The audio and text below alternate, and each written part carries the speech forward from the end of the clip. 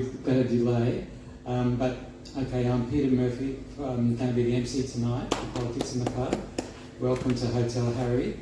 I acknowledge the traditional custodians of the land, the Gadigal people of the Eora Nation, and pay respect to their elders past and present. Our topic tonight focuses on the free trade dogma and the upheaval that's caused in our society and all around the world. It may seem a bit of a stretch to get back to the sovereignty of Australia's First Nations people, but it's all wrapped up in one big struggle. So I have to remind you about the pandemic rules. They've been relaxed from yesterday, so we can move around, drink and everything, but you have to have checked in, and there is hand sanitizer available in the hotel. And if you've got a mobile phone there, please switch it to silent or switch it off. The topic tonight is the pandemic skittles the free trade dogma. It's now 15 months since the COVID-19 pandemic hit Australia, with huge health, economic, political and social impacts. We are not out of the woods yet by a long stretch, but it's already clear that the conventional economic wisdom of the last 40 years failed to cope with this pandemic. We've just seen the Morrison government dump its standard small government austerity policies in the budget.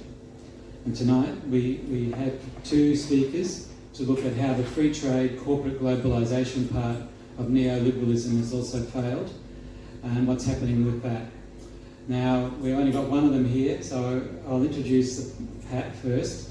So Dr. Patricia Ranald is the convener of the Australian Fair Trade and Investment Network, which last year celebrated 20 years of fighting the free trade dogma by promoting fair trade based on human rights, labour rights and environmental sustainability. Pat is also an honorary associate at the Department of Political Economy at the University of Sydney. Wow. Our second speaker is Steve Murphy, and he promised he'd be here. He's the National Secretary of the Australian Manufacturing Workers Union. I think I'll leave it to introduce him when he turns up. We're late starting, and there is a closing time for the session because a noisy event starts on the other side of the pub at 7:15. So the speakers normally have 15 to 20 minutes to present, and then there's a Q&A, and then we have to finish before the noise overwhelms us. So I think I'll hand straight over to Pat, and please welcome her.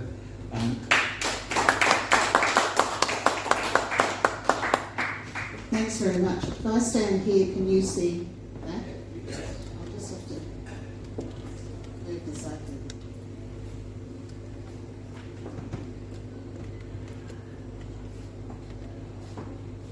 Okay. So the sort of free trade mantra comes from neoliberal trade policy, and I just thought I'd start off by reminding us what it says. It says you should not only have zero tariffs, that is taxes on imports, but all other barriers to trade and investment. And the agenda has really expanded about what a barrier to trade and investment is. Can you see? Okay. So what it's saying is that each country should specialise in its most cost competitive exports and import everything else at the lowest possible prices. You shouldn't have any active local industry policies and minimal government regulation. So what it does is maximise low-cost global production for corporations, and it intensifies competitive pressures and promotes a race to the bottom, often on issues like labour rights and environmental standards. So when the pandemic hit, many economies were left over-dependent on imports and with a narrow manufacturing base, unable to produce the essential medical products that we needed, and with scarce public health resources to deal with the pandemic. Now, not all of this is down to neoliberal trade policy, but neoliberal trade policy certainly reinforced things like budget cuts and deregulation and contracting out of health services. Now, there are a lot of long-standing criticisms of this policy. There's limitations. It's based on a 19th century comparative advantage theory, and then there are limitations to that. Also, if we look at the history of industrialised countries like Australia and Britain and the US, and also the countries that have developed since then, all of them have actually had active industry policies and some tariffs in order to industrialise before gradually reducing those tariffs.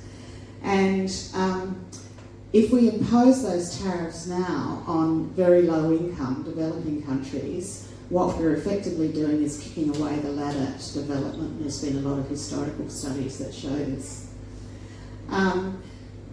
And another criticism is that as these trade agreements have expanded and developed more and more aspects to them, they actually intrude into non-tariff areas of law and policy which are normally democratically decided, like things like medicine prices and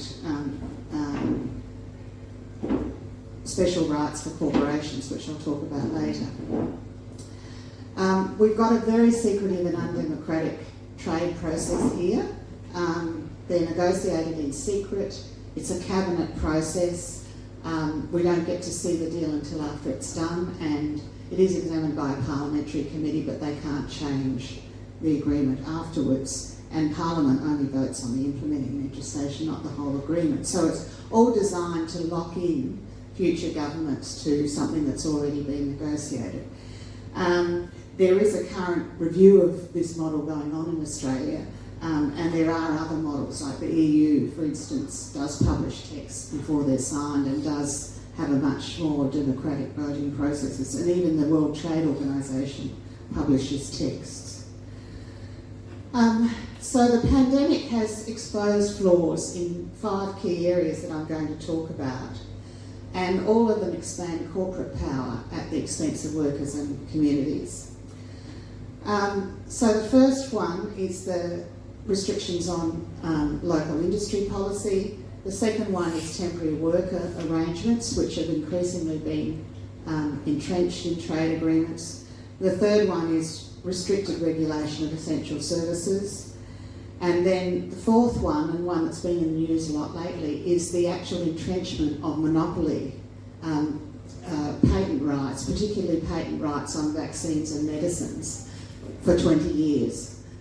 That's done through the WTO and other trade agreements, which is the opposite of free trade and competition, and also giving additional legal rights to corporations to sue governments if they change regulation. So the first one, and Steve's going to talk a lot more about this, so I'll just mention the issues. The pandemic has actually forced governments to act in ways which are contrary to the provisions in both WTO, World Trade Organization, and regional and local trade agreements.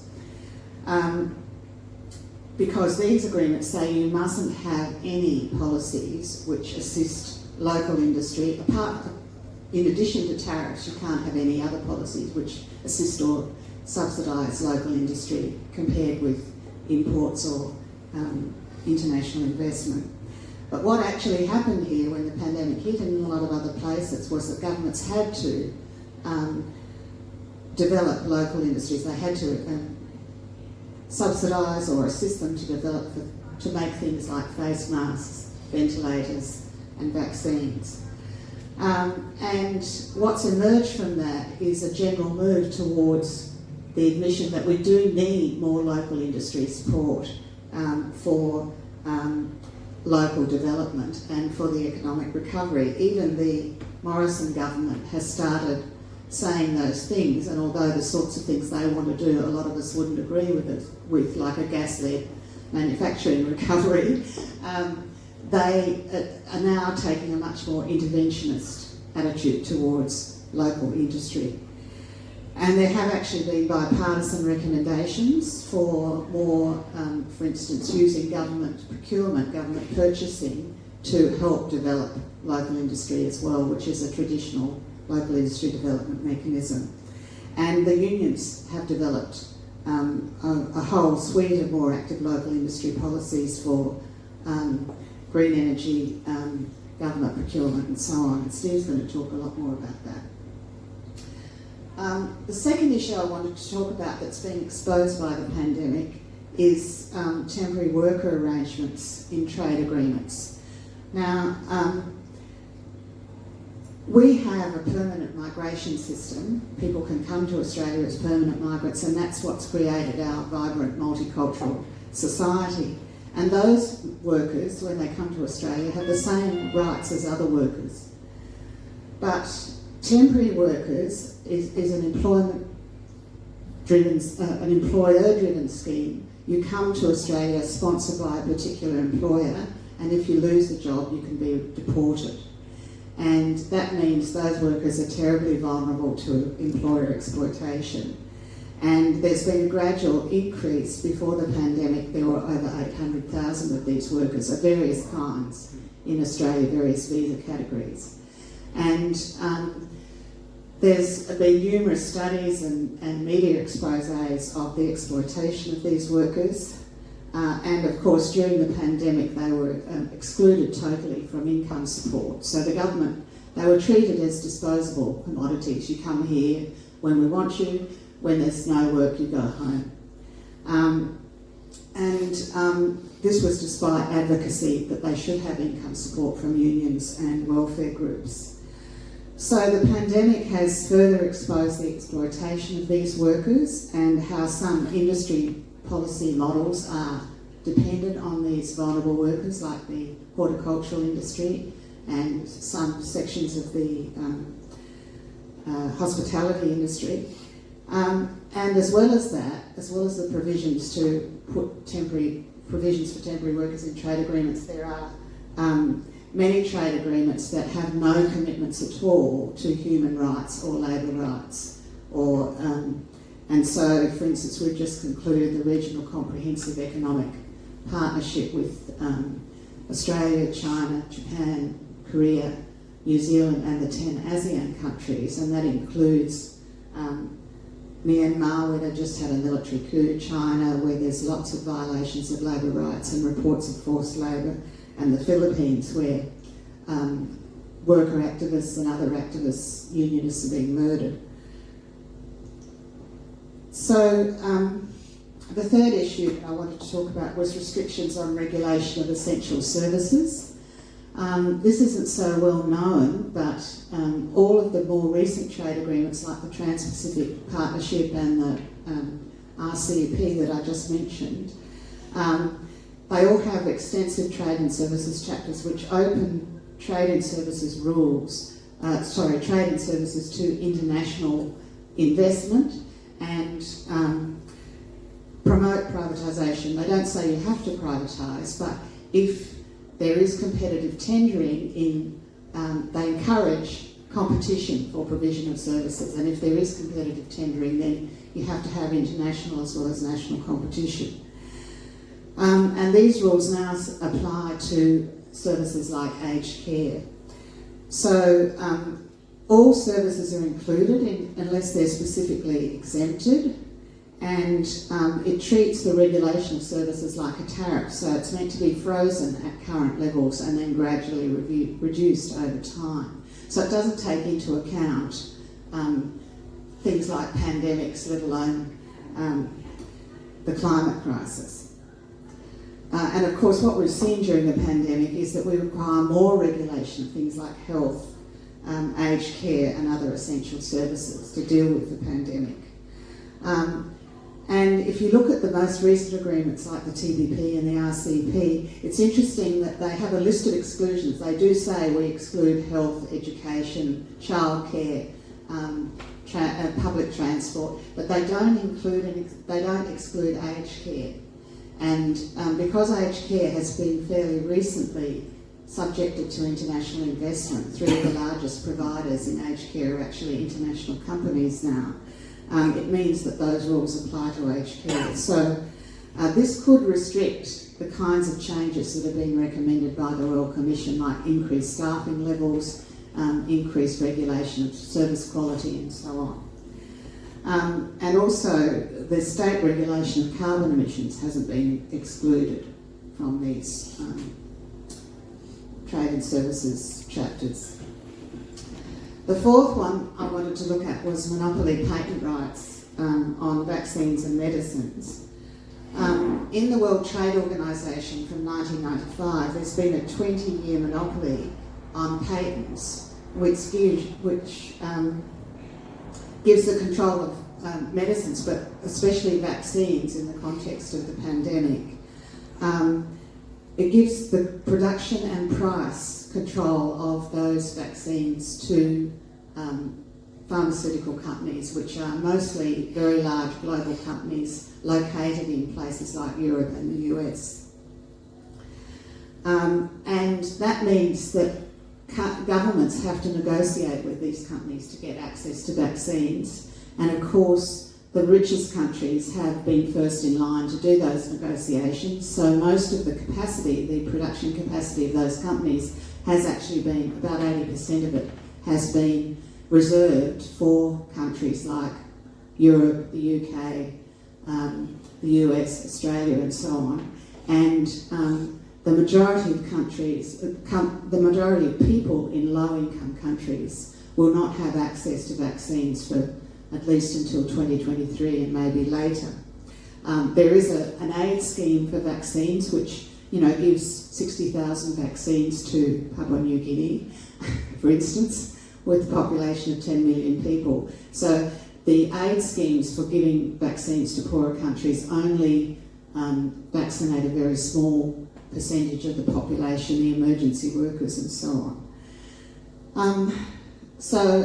In response to this, India and South Africa and over 100 low-income countries in the World Trade Organization have moved to waive temporarily the patent rules in the WTO so that the intellectual property, the know-how to make these medicines can be shared globally, and countries with the capacity to manufacture these can manufacture them at a much greater scale and much more cheaply. So places like India and South Africa and Brazil do have manufacturing capacity and could do this if they could get access to the technology.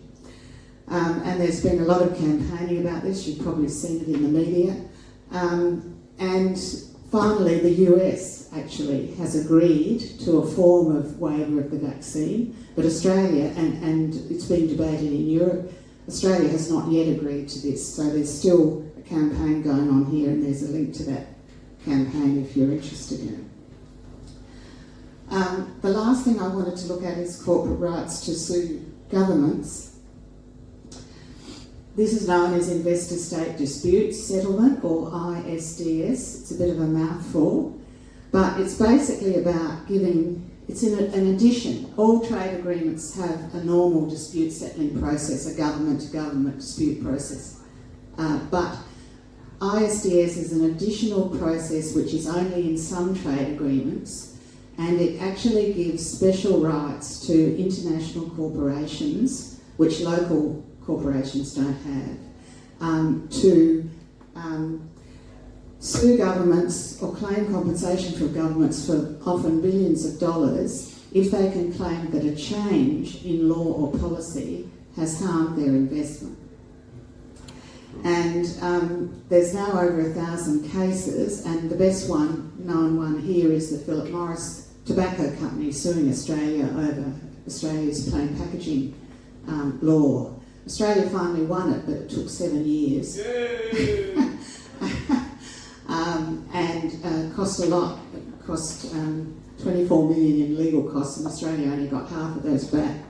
So there are all sorts of cases against health, environment, increasing numbers of cases against government action to reduce carbon emissions. There have also been cases against land rights policy, and against, there's even one case against a rise in the minimum wage. So you can see that these are used as weapons by international corporations to discourage progressive laws and changes in regulation by governments.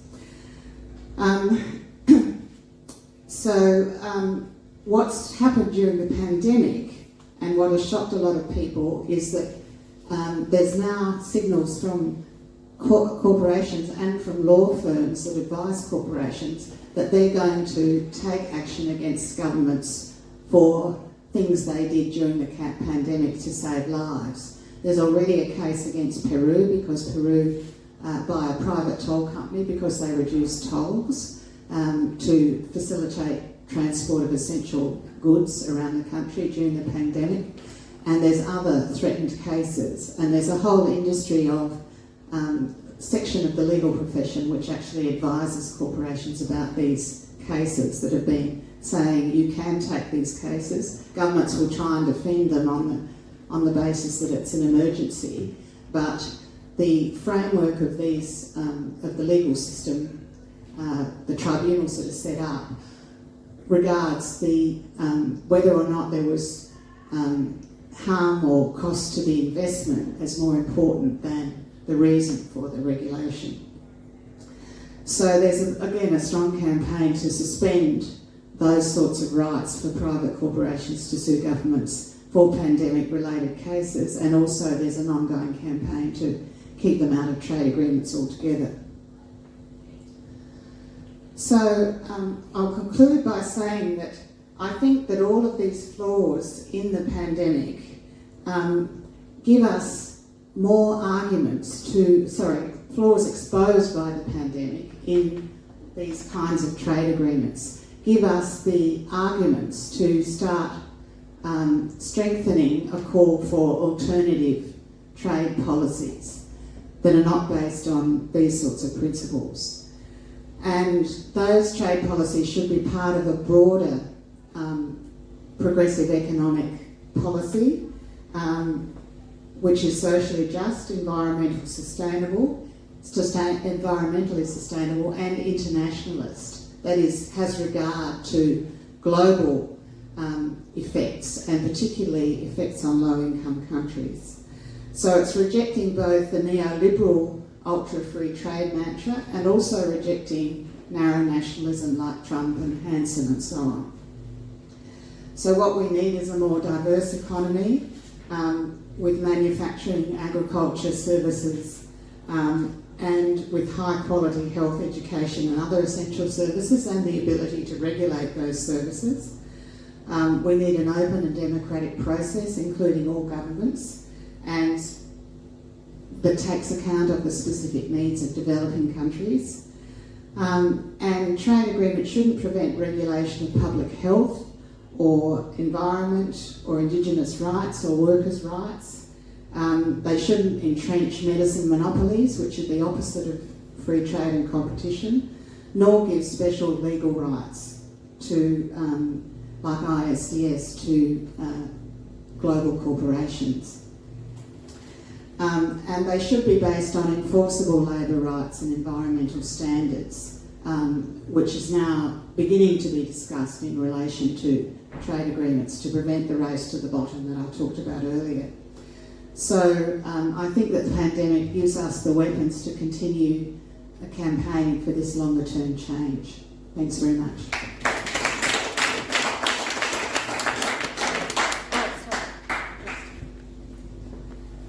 I'll just say something about that's just the information about our network. We're a network of 60 organisations and also individuals, and we just celebrated our 20th anniversary, and you can join or donate through our website, and we've got special anniversary tea towels which have these cartoons on them, which I thought I'd just show you. This is a cartoon about the Philip Morris case from Tamberg, and this one is about the secrecy of trade agreements. And they're on sale for $10 if you want to get one up. Okay, please give a warm round of applause to Pat for that presentation. We don't have Steve Murphy here from the AMWU. He's tried to ring. Okay. He's tried to ring, but I would have had to stop the filming to answer. Okay. So what we'll do is just go straight to the question and answer. We've got plenty of time compared to what the normal situation is. We can finish early if we run out of questions, but we'll just take them until we conclude the level of discussion among us. We've only got the one microphone, so if anyone's got a question, just say your name first, so Pat will be the one answering it. So any... But do you want to take one? Yeah. No, it's all right. You can hear? Yeah? We can hear. Yeah. Andy Mack. Good on you, Pat. Yes, it's terrific to see this campaign in 20 years. Congratulations. That's fantastic. I've always been amazed by the way in which multinational, multilateral and bilateral agreements seem to be able to stick when it comes to corporate prerogatives and rights, whereas in terms of international justice and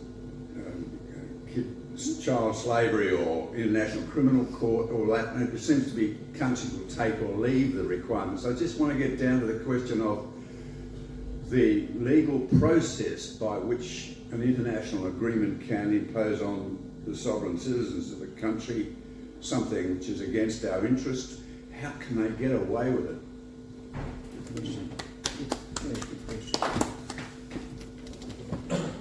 Yes, well, you're right. These agreements, because they're about trade, and certainly if you look at who's in the room and who's lobbying who in these agreements, it's definitely international capital that's there.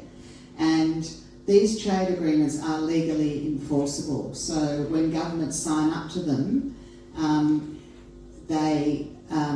if they break the rules, there's a process by which trade sanctions can eventually be enacted. In other words, you can have your goods, or usually it's goods, banned or taxed by the other government.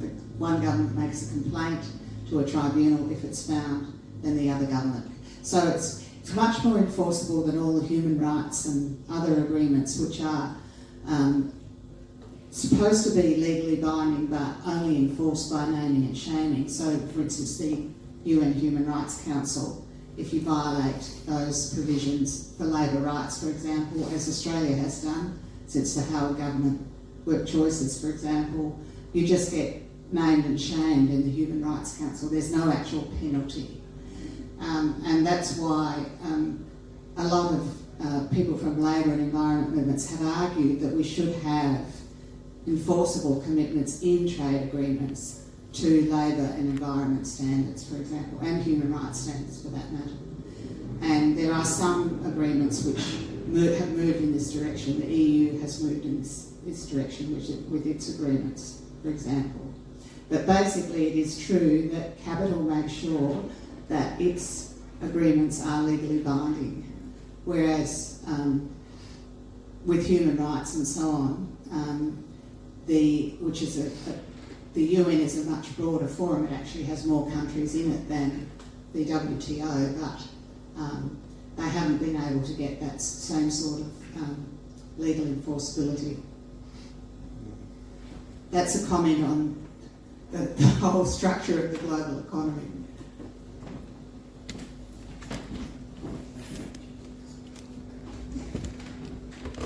Oh, thanks very much, Pat. That was really interesting.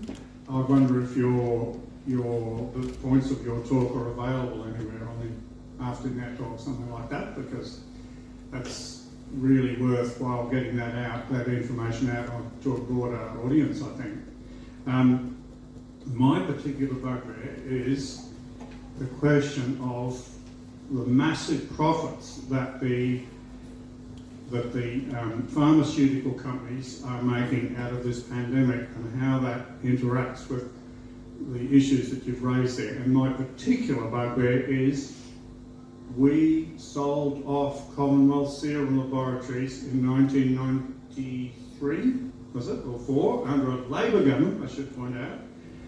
And what have we lost out of that? We now have CSL as a multinational corporation itself, which is doing deals all over the place. But it has even been raised by the Morrison government in its new mantra of spending money. I don't know what happened to the debt truck. It must have got a puncture somewhere. So if we had had CSL as it was, and it was a very, very viable organisation interlinked with the CSIRO, and it developed a whole lot of vaccines and other activities during its pretty much 50-year existence, I think, or 40 years anyway. So I mean, I think that we have to raise the question, if the Morrison government is talking about, investing in the manufacturing of vaccines, why, I think as a movement we have to start launching a huge campaign that this be a government-owned institution that is going to act as a publicly interested organisation, which will be under the control supposedly of the people, and will act in the future in the interest of the people, rather than as a multinational corporation making huge profits out of this pandemic, as all the others are doing. Pfizer, AstraZeneca and so on are making massive profits out of this. Thanks, if you could comment. Thanks. Well, this talk is based on an article I have published in the Journal of Political Economy, which was the special issue that Frank's been plugging at these on the pandemic. It came out in June last year, and it is available online. So that's the Journal of Australian Political Economy, and all the articles in it are available online. And there is material on our website which deals with a lot of these issues. But I'm happy to give you a copy of the slides if you want them. I completely agree with you. I mean, it's a scandal that the global pharmaceutical industry has already made multi-billion-dollar profits from what they've already sold to the richer countries, and now they're saying, no, we can't give up our intellectual property because that would undermine the whole intellectual property system. But they're just not prepared, they're only prepared to negotiate government by government. They're not prepared to really allow the vaccines to be rolled out, in the scale and at the price that they're needed to actually vaccinate the whole world. And with CSL, yes, I agree. I think we should be campaigning to say that if the government subsidises CSL, it should take out equity in CSL.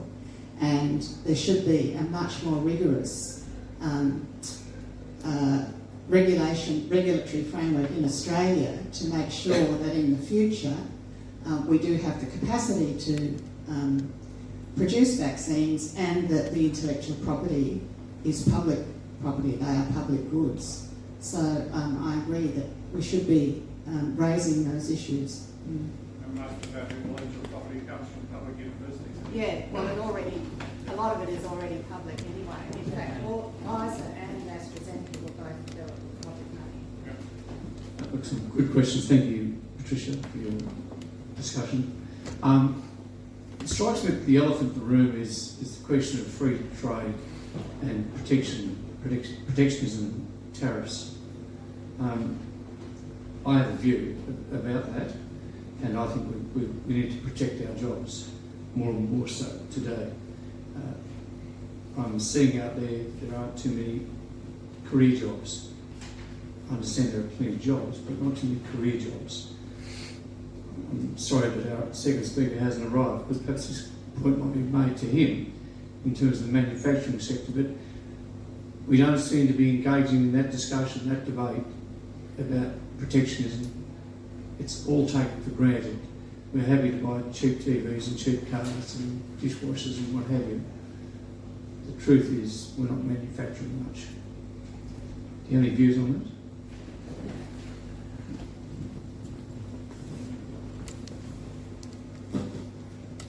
Yes, well, I think that, as I said at the beginning, the truth is that most industrialised countries like Australia have developed their infant industries, as they're called, through having tariffs and other measures, other government measures, to develop those industries. And then, when those industries have developed, they gradually reduce tariffs. But in a lot of other countries, they don't give up the whole gamut of other supports for industry. If you look at an industrial powerhouse like, well, all of the Asian tigers, South Korea, or Japan, or Germany, France, they all have clear industry development policies which are supported by government, not necessarily through tariffs. I don't think tariffs are the weapon that can be used by industrialised countries so much now, but other forms of industry development. subsidise. Pardon? They Yeah. subsidise. Yes, The government yes, they subsidise research, they have other Well, not supports. just research, does it? And the US does it too, actually. So Australia has been sort of right out there saying, you know, we're pure, we don't have, you know, we're pure free traders, we don't have any subsidies, we have the lowest tariffs in the world, etc.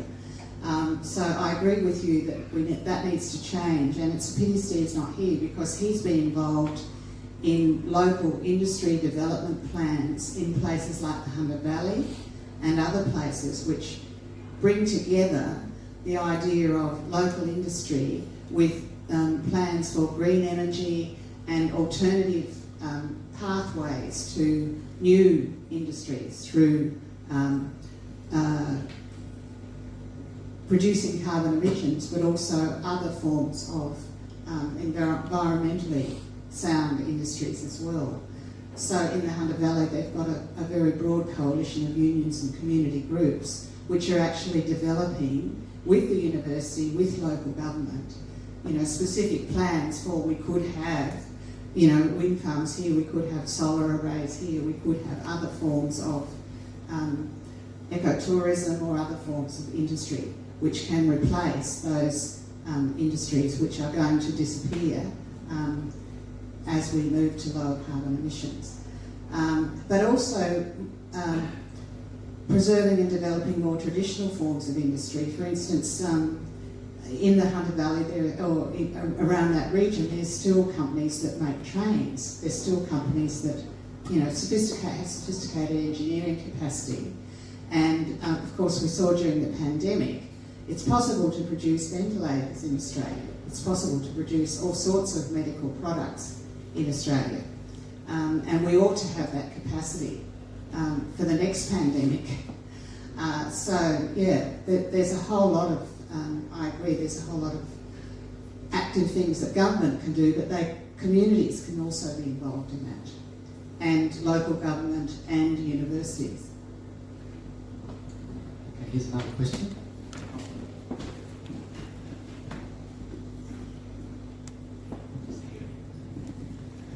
Yeah, g'day Brian. Yeah, with the TPP, you were saying the government beat Philip Morrison. I'm just wondering if you could elaborate on that a bit more. Any facts you could tell us what finally got them over the line? 7 years, a bit to tell there. And I'm wondering, did you see Four Corners yesterday? The story about the textile industry and wages being paid half the basic wage. No, we'll leave that one. That was in Australia. Yeah, last night. Yeah, no, I missed it last night. Okay, no, Yeah. right on the subject. Yeah, workers in Britain and elsewhere getting robbed blind and nothing being done about it. And last question, do you think the lockdowns were justified, considering that COVID has been found to be little less and more than a bad flu? Like it's been faulty PCR testing, everything blamed on, or just blamed on COVID. Like Sweden and a couple of Texas and Florida and America have proven that no masks, no lockdowns, they're way down the scale for the rate of deaths and injury, whereas New York and California that have strict, and they're at the top. So do you think the lockdowns were actually justified? Like, do you think it was a flu turned into a plague? Did turn into a plague. Plague turned into a flu. No. I'd say so. Okay, well, on the Philip Morris case, a few people have heard this story, but what happened with Philip Morris was that we had a big fight over the US-Australia. The Philip Morris company is a US company, and when the US-Australia Free Trade Agreement was negotiated in the 90s, we had a huge fight to keep this right of corporations to sue governments out of that agreement, and we succeeded. So when Australia enacted the plain packaging law, Philip Morris couldn't sue under the US-Australia Free Trade Agreement, and the TPP wasn't in place yet then. So what it did was it shopped around and found an investment agreement between Australia and Hong Kong, which had that provision in it, had this ability for corporations to sue governments, shifted some assets to Hong Kong, said, we're now a Hong Kong company, we're going to sue you under this agreement. And it went to a tribunal. The tribunals are made up of investment lawyers who mostly represent corporations, and the rules are very stacked towards corporations. But even that tribunal, it took 5 years, but it did find that Philip Morris wasn't actually a Hong Kong company, and so they couldn't use that agreement. So it was they lost it on jurisdiction. But the actual substantive issue was never debated. But it took 5 years for them to decide that, and cost $24 million in legal costs for the Australian government. So this is the kind of thing that often goes on in these tribunals. Companies will shop around until they find an agreement that suits them, and then they'll, try and use that agreement if they can shift some assets there.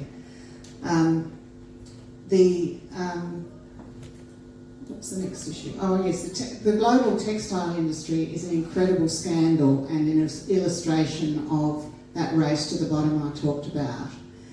Textiles were mostly taken out of factory production in Australia from the 1980s onward as we reduced tariffs, but they went into home worker production in Australia.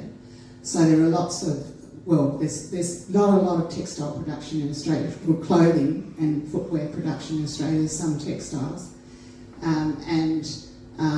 Those workers are very poorly paid, but there is now some regulation of homework in Australia. But if you look at what's happened globally,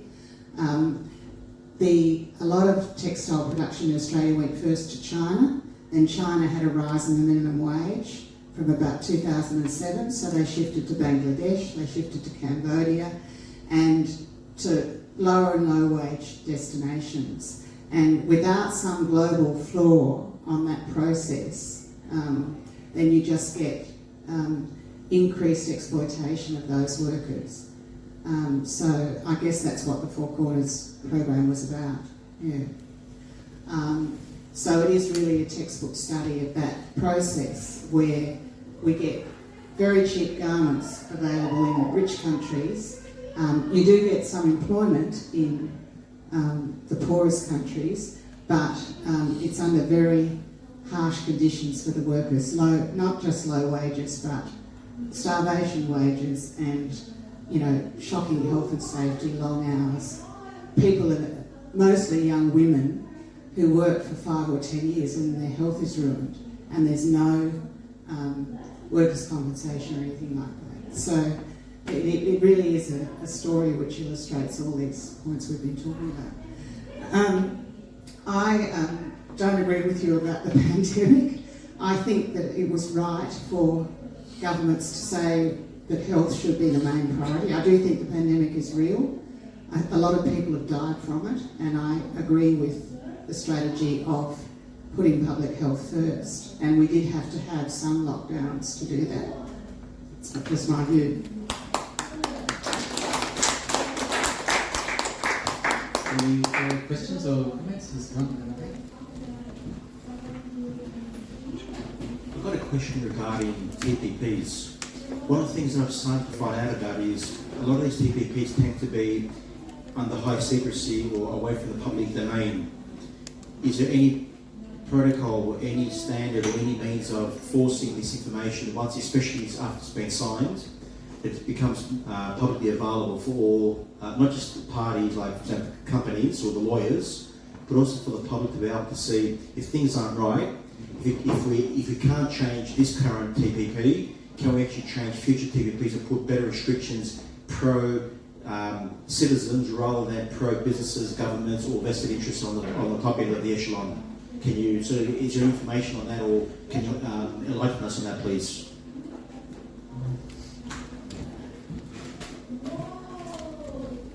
Well, the texts do become public after they're signed. So we do know what's in the TPP now, but we didn't know what was in it before it was signed. And that's the problem, because because the TPP was negotiated over about 7 years, there were some leaked documents but they were only leaked at certain points in the negotiation, so we didn't get to see the whole result or text until after it was signed. And then once it's signed, it's very difficult to change. So that's why we've been campaigning to have a trade process which is much more open and democratic. That the negotiating text should be published during the negotiations, that there should be full involvement, not just of business but community organisations, in examining the text and putting in their views about it, and also that the whole text should be published at the end before it's signed, that it should be independently evaluated. In Australia, the Department of Foreign Affairs and Trade, which does the negotiations, they do what they call a national interest assessment, but it's them marking their own homework, you know. They always say it's a good agreement. I've been looking at the agreements for 20 years and they never ever said it's a bad agreement. And also Parliament should vote on the whole agreement, not just the implementing legislation. So it should be able to vote on whether to have provisions like, corporations' rights to sue governments or stronger medicine monopolies. So that's part of our campaign, and as I said, there is currently a review by the Joint Standing Committee on Treaties of this whole process, and there were lots of submissions saying all the things I've just said. It should be more open and democratic. I don't think we're going to get it under this government, but if there's a change of government, I think we will get a more open process because all of the opposition parties have policies that support that. Okay, any more? We're done. Can I get another go? Yes. Sorry, Peter. No, that's With the Trump regime, he didn't have any problem saying the Trans-Pacific Partnership and other agreements are crap, for day one. So obviously the question of the capacity of the state to do that does come into the equation. But that raises the question now of the controversy about the role of the World Trade Organisation, given it seemed to me that the World Trade Organisation was partially novel because the Yanks didn't support it. Is that the case, and what's its status now?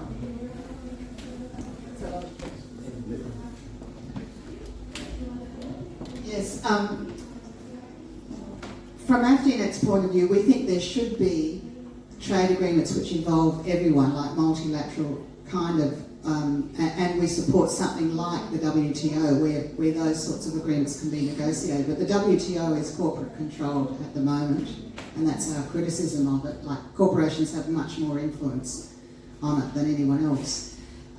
But Trump wasn't against trade agreements. He just wanted to have what are called bilateral trade agreements between the US and one other country. Sorry, did you want to get past?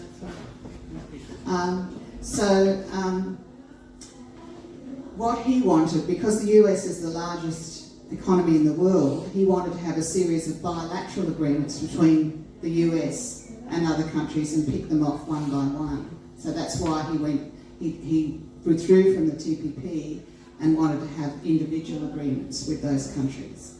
And with China, he was perfectly willing to have an agreement with China, provided it was on his terms.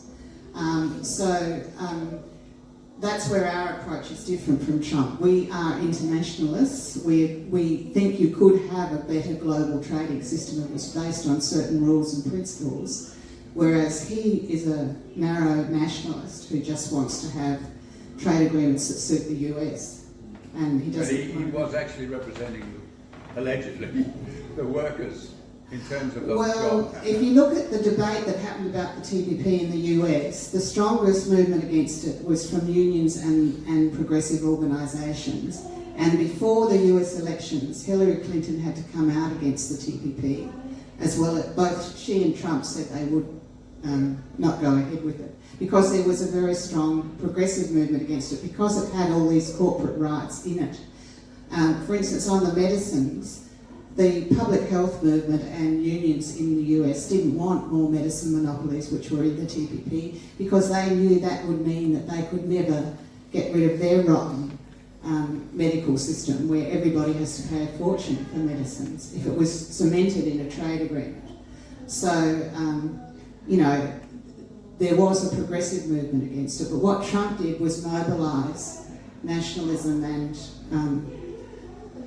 xenophobia, as he has for his policies generally. I mean, closing the borders to immigrants and so on. So that is a different perspective from what I'm talking about. With the WTO, what Trump did was refuse to appoint or to approve appointments to the WTO's disputes settlement mechanism, to the appeals body. And so that paralysed the disputes process in the WTO. And he did that because he felt that, again, from a very narrow US perspective, that they hadn't been winning enough disputes in the WTO dispute system.